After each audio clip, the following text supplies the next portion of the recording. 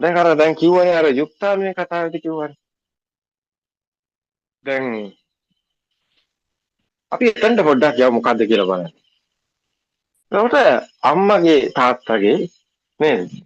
එතන ඩිම්බ ශුක්‍රාණු අතර සංශ්ලේෂණය තුළ ඇත්තටම මෙතන DNA RNA මෙතන ලොකු කතාවක් තියෙනවා. මෙතනත් ඇත්තටම අර කොස් හැටේ වගේ තමයි.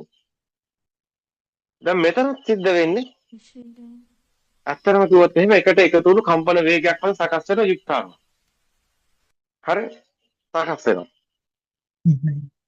එතකොට මෙන්න මේ යුක්තාණු හරිනේ බීජයක් හැදෙන විදිහට මේ සාමාන්‍ය සත්තුන්ගේ ශාකවලත් නේද? වදමලකත් ඩිම්බ කෝෂයක් තියෙනවා, රේණු තියෙනවා. නේද? ඊගාව බීජය සකස් වෙනවා. නේද? මේ කතාව සාමාන්‍ය සබදාවක් වගේ මේක ඔක්කොම දන්නවා. දැන් මේක අපි දරුවෙක්ගේ කාලේට යමු මව් කුසකට. දැන් යුක්තාණු සකස් වෙන තැනට යමු. මෙන්න මහා ආශ්චර්යයක් මෙතන තියෙනවා කියන්නේ.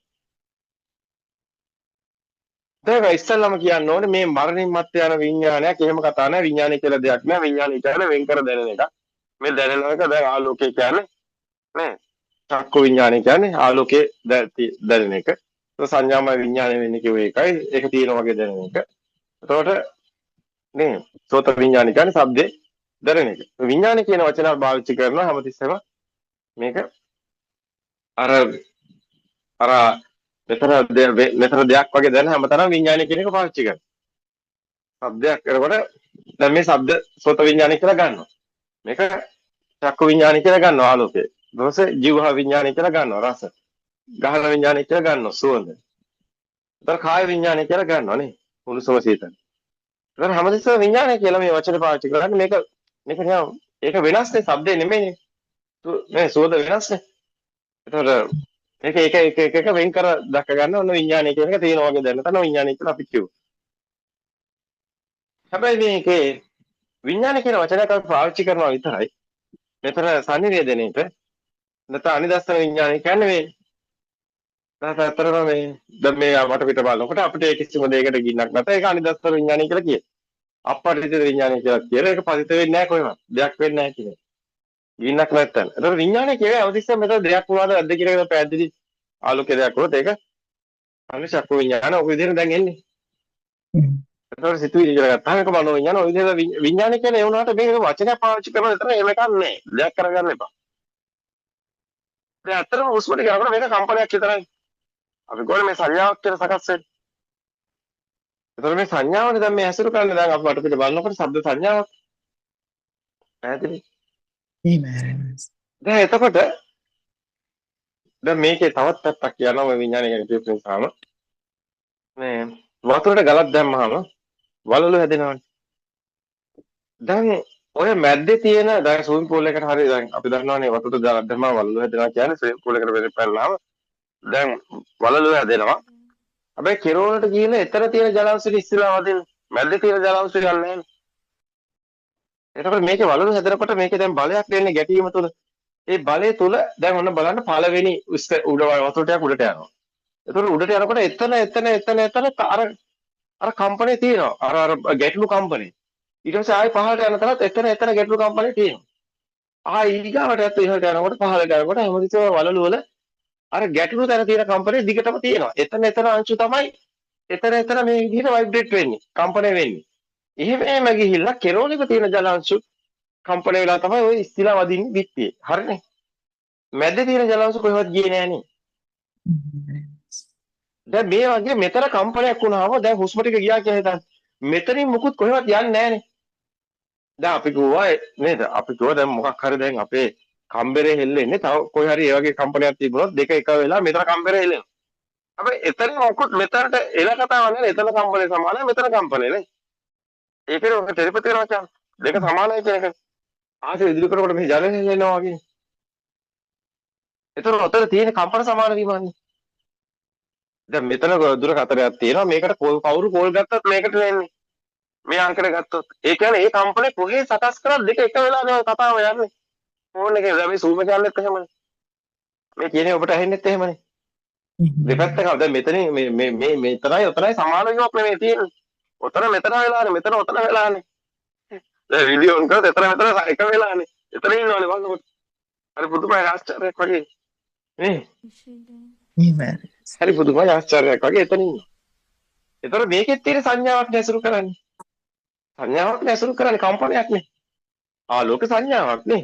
දැන් අපි ළඟ හිටියත් තියෙන සංඥාවක් නේ ඇසුරු කරන්නේ. එහෙම. සංඥාවක් ඇසුරු කරන්නේ.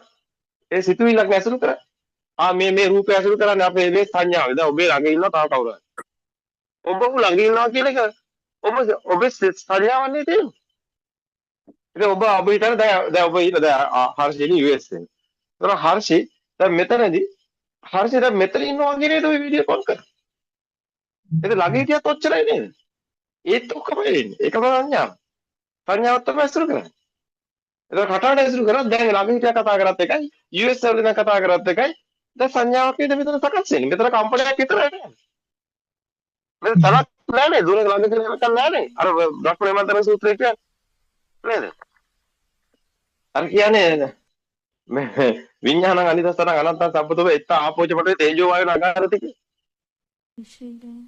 එත්ත දීගන්ත රස්සං අනසුර දීග කොට හීරි මහත දුර ළඟ කියලා එකක් නෑ කියලා කියන්නේ. ඕකනේ. ඒකනේ මේ පෙන්නන්නේ මේ කතාවනේ. ඇත්තට මෙහෙම එකක් නෑනේ. ඇත්තට මෙහෙම එකක් නෑනේ මේ කම්පනයක් විතරයි. දැන් මෙතන මේ ඇත්තටම කිව්වොත් අපි ළඟ හිටියත් ඇසුරු කරන්නේ සංඥාවක්. චිත්තයක්. චිත්ත නේද? චිත්තද චිත්ත සමුත්ථාන රූපයක්. චිත්තද රූපයක්. ඒ කියන්නේ කම්පනයක්. ඒ කියන්නේ ස්පාර්ක් එකක්. ඒ කියන්නේ ප්‍රසාදයක්.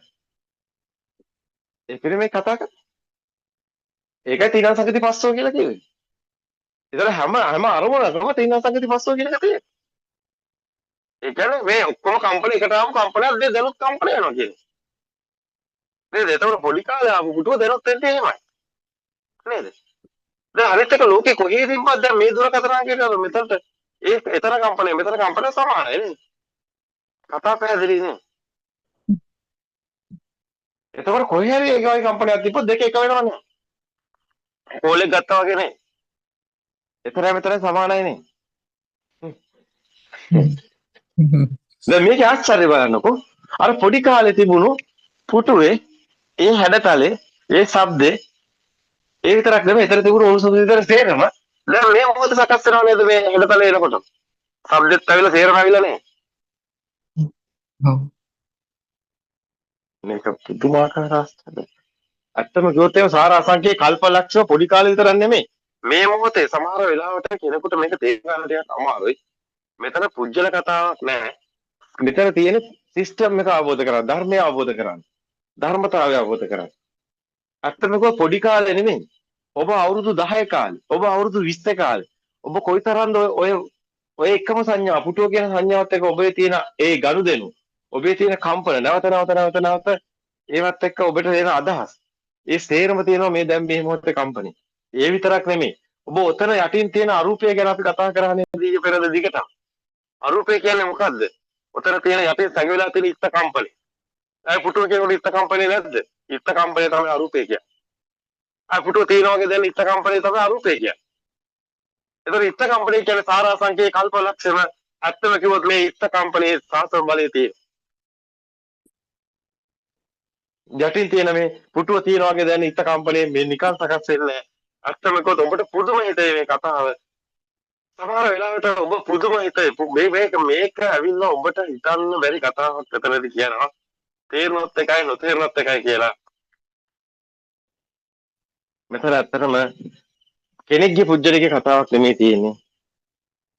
ඔබ මොන ආත්මිකද හරි ඔබ සමාහට ළඟ ඉන්න කෙනා සමාහට මීට කලින් මේ කම්පන සමාන මේ ළඟ ඉන්න කෙනාගෙත් එක්ක ඔබ නොපෙනෙන ඔබේ කතාව තියෙනවා. සසරෝගී කතාව වගේ. මීට කලින් ඒ කෙනා ඔබ මරලා තියෙනවා නම් මේ මොහොතේ ඒ කෙනාට දැන් කීර්තියක් කළා එකපාරටම ඔබට ගහන මොකක් හරි එකකින් හරි මොකක් හරි දෙයක් ඔබට සමහරට ඔබ හිතන්නේ මේ ඉරිසියාවේට කරන මේ ඉරිසියාව නිකන් එන්නෙත් නෑ. සමහරට ඔබට එන ඔය දේවල් එකක්වත් නිකන් එන්නේ නෑ. ඒක යටින් එනවා කම්පන විදියට, චිත්ත කම්පන විදියට. ආවිල්ලා ඔබට ඒ දේවල් කරනවා. ඇයි මේක ආත්ම ගානකට කලින් ඔබ ඒක කළා තියෙනවා. මේ කර්ම භූමියේ මෙතන මේ ලෝකයේ ඇත්ත විච්ච තර මේ කම්පන තේරම් බලාත්මක වෙන තැන මේ සියල්ල සිද්ධ වෙනවා. මේක නවත්තන්න බෑ. සමහරට ඔබ කඳු මුදුනක් උඩ ඔබ මේ කතාව දැක්කොත් එහෙම බය හිතේ ඔබට තව කවුරුහරි ළඟ හිටියොත් එයාට සාරාංශගේ කල්පලක්ෂ වගේ යමක් කම්පණි වුණොත් ඒ මොහොතේ ඔබව තල්ලු කරනවා. ඔබ සමහරට එයාට එක කම්පණයෙන් එනවා නිකන් එයාත් දන්නේ නැහැ එකපාරටම නිකන් ගහලා දැම්මා වගේ වැඩක් වෙනවා. එයාත් දන්නේ එයා කැමති නැහැ. මේ ආත්මය එයා කැමති නැහැ. එයාව මරන්නවත් මොකක්වත් කරන්නේ. නමුත් අර සසරෝගේ බලවත් කම්පණයේ බලවත් පිට ගමන් එයාගේ අතින් ඔබ අවසාන කටයුතු සිද්ධ වෙනවා. අතිශය බහරකයි. මේවා සිද්ධ වෙනවා. සමහරට ඒ සිතුවිල්ල ආවේ කොහොමද කියලාත් එයාලා හිතාගන්නේ. සමහරට ඔබ ඊර්ෂ්‍යා කරන්නේ මේ ඔබ හිතන්නේ මේ ආත්මේ දැකපු දෙයක් නිසා ඊර්ෂ්‍යා කරනවා. නෑ එහෙම හිතන්නේ නෙමෙයි. සමහරට ඔබට කරපු දෙයක් නිසා ඔබ හිතනවා. නෑ ඔබ නිකම්ම වෙන්නෙත් නෑ. මේ ඔක්කොම කම්පන සමාන වීමක් තුලයි තියෙන්නේ. මේක සමතුලිතතාවයේ බිඳවැටීමකින් වෙන්නේ. මේ ඔක්කොම සමතුලිත වෙලා තියෙන ඔබට පේන්නේ මේ ඔබට නොපෙනෙන මානසික විශාල කතාවක් කියන්නේ. එතන මේ පුටුව තියෙන තැන ලොකු කතාවක් තියෙනවා. සත්‍ය අවබෝධ කළ උතුමන් වහන්සේ. ඒත් කම්පැනි නිකන් එන්නේ නැහැ කියලා එයා දන්නවා. මේ සාරාංශකයේ කල්ප ලක්ෂණ මේ පුටුව මේ මොහොත මේ පුටුව කියන එක කම්පැනි මේ කම්පැනි තුළ තියෙනවා. ඔය පුටුව නිකන් තියෙනව වෙන්නේ නැහැ.